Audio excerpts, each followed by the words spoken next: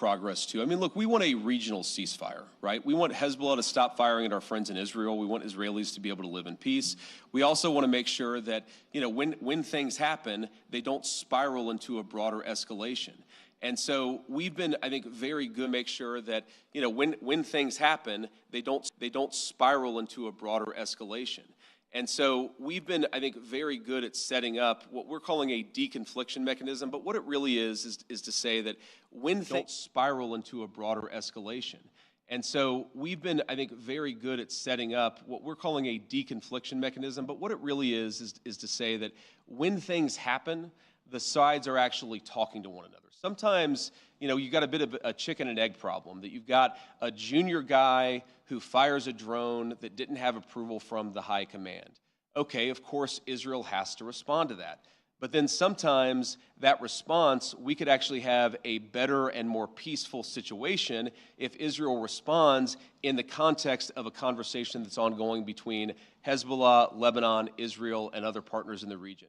There really hasn't been a mechanism to have those discussions until basically around 4 p.m. yesterday, Bergenstock time, when we set that up. So what we're trying to do is to say, first of all, Israel and every other nation in the region has the right of self-defense, but we want to make sure that everybody has that right of self-defense in the background where we're talking about how to de-escalate these conflicts rather than spiraling out of control. Sometimes what will happen is that if the conflict spirals out of control, that's worse for everybody's self-defense and worse for everybody's security. So we've actually got the process in place to ensure that that escalation doesn't happen. Now, I will say you already see the fruits of that. Over the past 24 hours, it's probably been the most peaceful that we've seen the situation in Lebanon. The previous 24 hours were pretty good. Obviously, there was some shooting about 72 hours ago. So this is a work in progress, but what we've done is actually set up the operation so that we can ensure it doesn't spiral out of control in the future.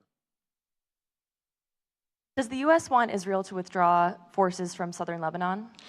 Well, we want Israel's security to be protected, and we also want Lebanon's sovereignty to be protected, and this is going to be an ongoing conversation. The Israelis have been very clear they do not have territorial intentions on South Lebanon. The reason they feel they have to be there is because they're worried about Hezbollah fighters in South Lebanon firing into Israel. We do believe, of course it's going to require a lot of hard work, that we can get to a place where Lebanon's territorial integrity and sovereignty is protected, Israel's security is protected, and that's going to require some coordination with the Lebanese armed forces, and also it's going to require the Iranians to rein in Hezbollah. That's all the sort of things that we were talking about yesterday, and again, I think that we got much further compared to where we were just 24 hours ago. During any of this process at all in the recent days? Yeah, we were in constant contact with the Israelis yesterday, but also, of course, with the Saudis and the Emiratis and others in the region. We talked to the Lebanese yesterday as well, so we're constantly trying to keep our regional friends updated about this. This is not a deal that the United States is imposing on the region. This is a deal that the region has desperately asked the United States to put in place.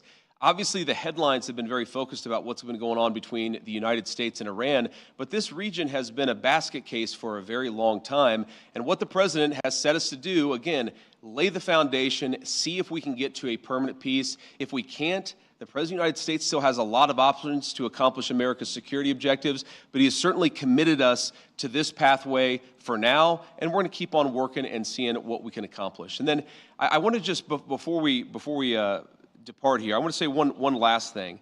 I've seen some misreporting about frozen or unfrozen Iranian assets.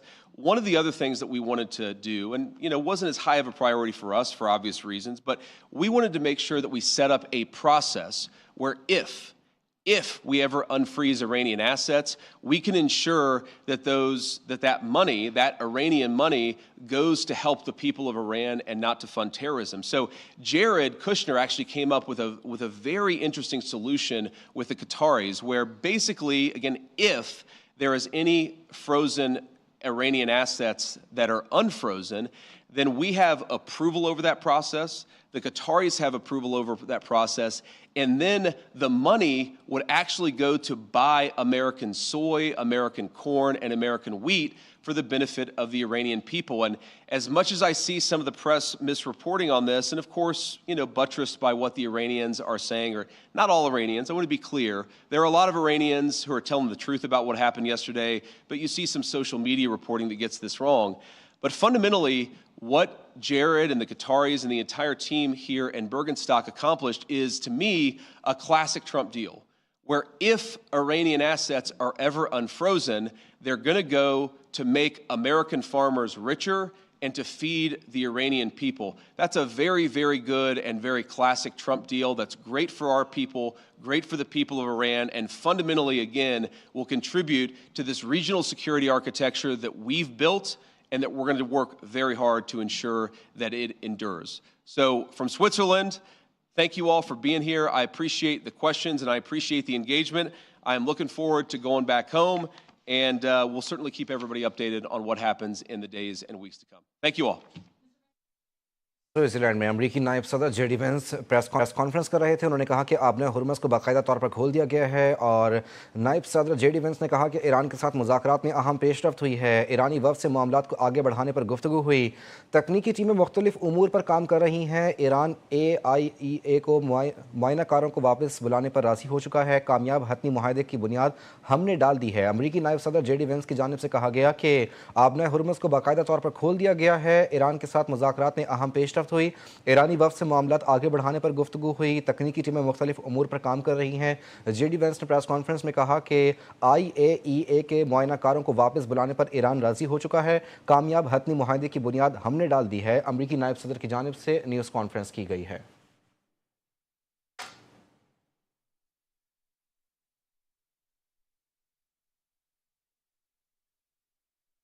अमरीकी नायब सदर Switzerland में news conference कर रहे थे। JD Vance ने कहा कि इस वक्त अमेरिका ने बाकायदा तौर के ऊपर हतमी मुआहदे के लिए पेशरफ्त कर दी है। आबना हुर्मुज़ को बाकायदा तौर पर खोल दिया गया। ईरान के साथ मुज़ाकरात में अहम पेशरफ्त हुई है। ईरानी वफ़द से मामलात आगे बढ़ाने पर गुफ्तगू हुई। स्विट्ज़रलैंड में उन्होंने प्रेस कॉन्फ्रेंस करते हुए कहा कि तकनीकी टीमें मुख्तलिफ उमूर पर काम कर रही हैं। ईरान IAEA के मुआयनाकारों को वापस बुलाने पर राज़ी है। कामयाब हतमी मुआहदे की बुनियाद हमने डाल दी है। अमरीकी नायब सदर जेडी वेंस की जानिब से ये न्यूज़ कॉन्फ्रेंस की गई है और प्रेस कॉन्फ्रेंस में उन्होंने कहा कि मुस्तकबिल के लाहे अमल के लिए मजबूत बुनियादी फ्रेमवर्क की ज़रूरत है। लबनान में कशीदगी में कमी के लिए तरीक़ाकार पर गुफ्तगू कर रहे हैं और उन्होंने कहा कि इस वक्त ईरान के साथ मफाहमती मामलात को आगे बढ़ाने के लिए बातचीत को सिलसिला आगे बढ़ाया जा रहा है। आबना हुर्मुज़ को बाकायदा तौर पर खोल दिया गया। उन्होंने ये भी कहा कि सिफारतकारी के ज़रिए अहम मामलात के ऊपर पेशरफ्त हो सकती है। कामयाब हतमी मुआहदे की बुनियाद हमने डाल दी है। तकनीकी मुज़ाकरात आने वाले दिनों और हफ्तों में जारी रहेंगे। तवक्को नहीं की जा सकती सदर ट्रंप किसी धमकी का जवाब नहीं देंगे। लबनान के मामले में भी पेशरफ्त हुई। अमरीकी नायब सदर जेडी वेंस ने कहा कि जंगबंदी की छोटी मोटी खिलाफ वर्जियों को सिफारती ज़राए से संभालना है। जेडी वेंस ने कहा कि अगर कशीदगी हाथ से निकल गई तो ये सब के लिए नुकसानदेह होगी। अमरीकी नायब सदर जेडी वेंस न्यूज़ कॉन्फ्रेंस कर रहे थे। उन्होंने कहा कि ईरानी वफ़द से मामलात आगे बढ़ाने पर गुफ्तगू हुई है।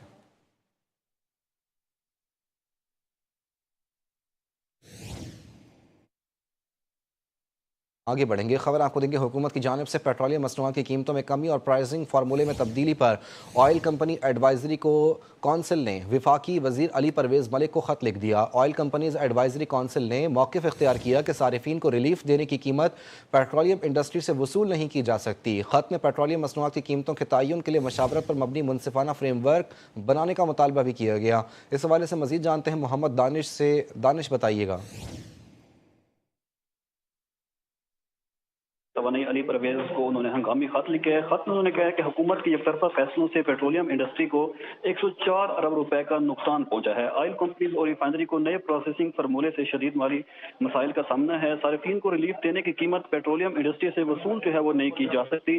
पेट्रोलियम सेक्टर अब मजीद गैर मामूली नुकसान जो है वो बर्दाश्त नहीं कर सकता। ऑयल कंपनियों को अरबों रुपए के नुकसान और माली मुश्किलात पर वजीर पेट्रोलियम ने कल एक अहम